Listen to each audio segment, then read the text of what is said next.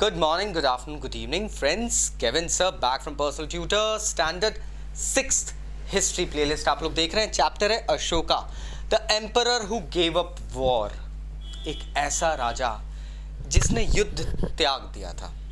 Topic जो आज हम देखने वाले हैं वो है व्हाट वाज अशोकास धम्म. हमने देखा कलिंग युद्ध के बाद में अशोका ने धम्म फॉलो करना शुरू करा, जो कि एक प्राकृत वर्ड है धर्म, संस्कृत वर्ड का. नाउ ये धम्म था क्या या धर्म? एक बहुत रोचक बात, the most interesting fact about this thing is that कि अशोका जिस धम्म की बात कर रहे थे, it did not correlate itself with any worship of god और performance of any sacrifices. Ashoka जिस धम्म की बात करते थे वो किसी भगवान की पूजा या कोई दान या त्याग या बलिदान से जुड़ा नहीं था. वो धम्म ये था कि अशोका ने ये फील करा था कि as a father has his duties towards his children and family, even a king has some responsibilities towards his folk. That means the citizens of the kingdom. इसी तरीके से इन्होंने कोरिलेट ये करा था टीचिंग्स ऑफ बुद्धा की टीचिंग से काफी इंस्पायर हुए थे फ्रेंड्स. वो एक इंसान जब एज अ ह्यूमन बर्थ लेता है, बॉर्न होता है, तो उसकी इस सोसाइटी में, इस जीवन चक्र में कुछ रिस्पॉन्सिबिलिटीज बनती है. जब अशोका ने धम्म अपनाया था, उनके सामने बहुत सारी तकलीफें थी. तकलीफें ऐसी नहीं थी कि उनका कहीं पे उनको he was suffering from a headache और अ स्टमक एक.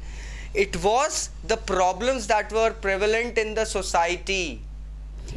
उस वक्त एम्पायर में लोग रिलीजियस कॉन्फ्लिक्ट्स में भिड़ जाते थे. मतलब अलग अलग धर्म के लोग धर्म के नाम पे लड़ने के लिए तैयार हो जाते थे. भगवान को खुश करना है अगर, तो जानवरों की बलि चढ़ाना एक बहुत प्राइम परफॉर्मेंस बन गया था. Reckless killing of innocent animal was going on. नौकर, स्लेव्स, सर्वेंट्स जो होते थे, उनको जानवरों से भी गंदा ट्रीट किया जाता था. उनकी स्थिति बड़ी दयनीय थी. They lived in quite pitiful situations. Conditions is the right word, my friends. And Ashoka constantly saw quarrels between neighbors and within families. पड़ोसी तो पड़ोसी लड़ते ही लड़ते थे. एक ऐसा युग अशोका देख रहे थे. Suddenly he started to realize कि परिवार में भाई भाई से लड़ रहा है, आपस में क्लेश है. People were not complying with the duties of this human life. They were not admiring the beauties. इसके लिए अशोका ने जगह जगह इंस्क्रिप्शंस तो लिखवाए थे, साथ में कुछ ऑफिशियल्स अपॉइंट करे जिन्हें कहा गया था धम्म महामता. ये लोग जो धम्म था ना सिर्फ उसकी टीचिंग्स करते थे, लोगों में प्रचार, बल्कि जो इंस्क्रिप्शंस इंस्क्राइब किए गए थे उनको भी लोगों को पढ़ने में मदद करते थे.